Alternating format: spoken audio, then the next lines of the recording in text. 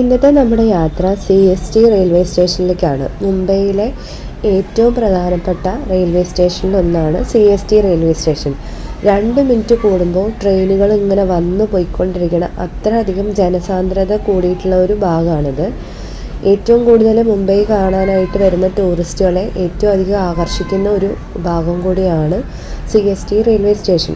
അപ്പം ഇവിടെ ബാരിക്കേഡൊക്കെ കെട്ടി റെഡിയാക്കി വെച്ചിട്ടുള്ളത് ഓണമായിട്ട് സ്പെഷ്യലായിട്ടുള്ള അത്തക്കളം ഇടുന്നതിന് വേണ്ടിയിട്ടാണ്.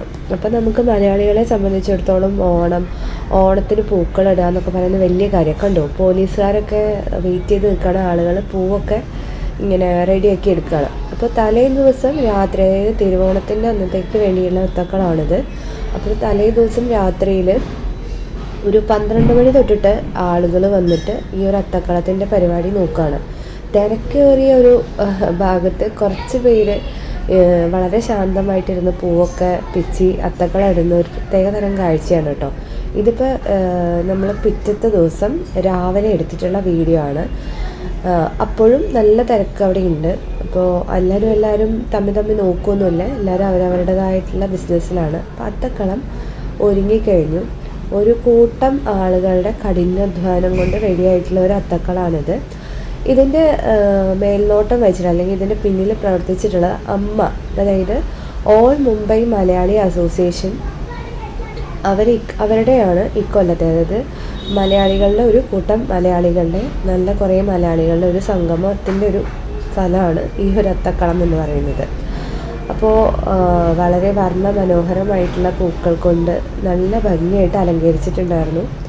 അതിൽ അവരുടെ പേരും അവർ പതിപ്പിച്ചിട്ടുണ്ട്, അമ്മ, അതായത് ഓൾ മുംബൈ മലയാളി അസോസിയേഷൻ എന്ന് പറയുന്നത്.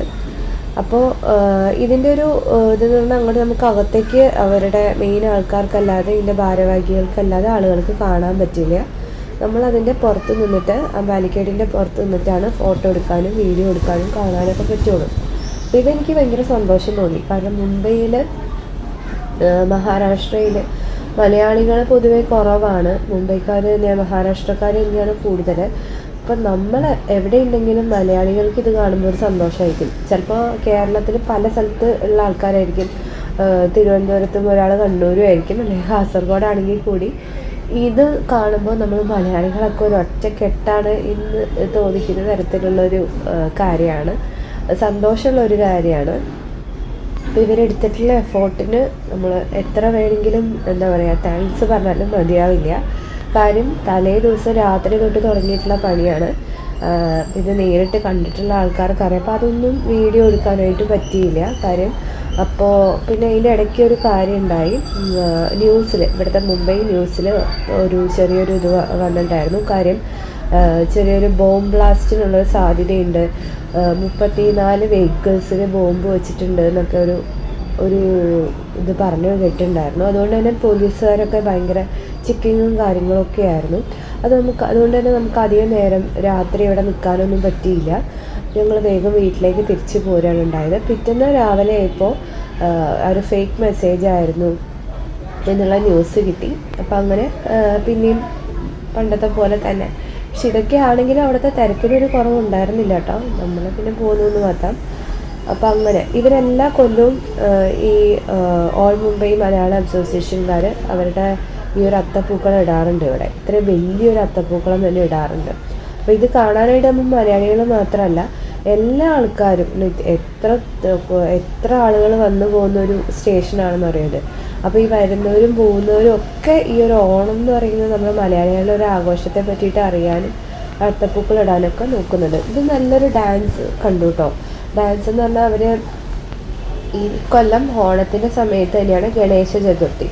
അപ്പോൾ അതിൻ്റെ ഒരു ഭാഗമായിട്ട് നടക്കുന്ന കുറേ ആഘോഷങ്ങളാണത്. റെഡ് കളറിലെ പൊടിയൊക്കെ വിതറി എല്ലാവരും വളരെ ആഘോഷിക്കുന്ന ഒരു പരിപാടിയാണ്. ഇതും ഒരു സൈഡിൽ നടക്കുന്നുണ്ട്. മൊത്തത്തിലൊരു ആഘോഷം തീം തന്നെയാണ്. ഒരു സൈഡിൽ ഗണേശ ചതുർത്ഥിയുടെ തരത്തിൽ ആഘോഷങ്ങൾ തകൃതിയായിട്ട് നടക്കുന്ന ചെണ്ടമേളം കാര്യങ്ങളൊക്കെ, ഒരു സൈഡിൽ നമ്മുടെ ഓണത്തിൻ്റെ അത്തപ്പൂക്കളും ഓണത്തിൻ്റെ ഒരുക്കങ്ങളും. മൊത്തത്തിൽ എന്താ പറയുക, ഒരു പ്രത്യേക ഒരു വൈബ് തന്നെയാണ് ഈ ഒരു ടൈമിൽ മുംബൈയിലേക്ക് വന്നു കഴിഞ്ഞാൽ. പക്ഷെ ടൂറിസ്റ്റുകാർ പെട്ടുപോകട്ടോ. കാര്യം അത്രയ്ക്ക് തിരക്കായിരിക്കുക. റോഡിലായാലും റെയിൽവേ സ്റ്റേഷനിലായാലും വെറുതെ റോട്ടിൽ കൂടെ നടന്നു പോകുമ്പോൾ ഓരോ തിരക്കൊക്കെ ആയിരിക്കും.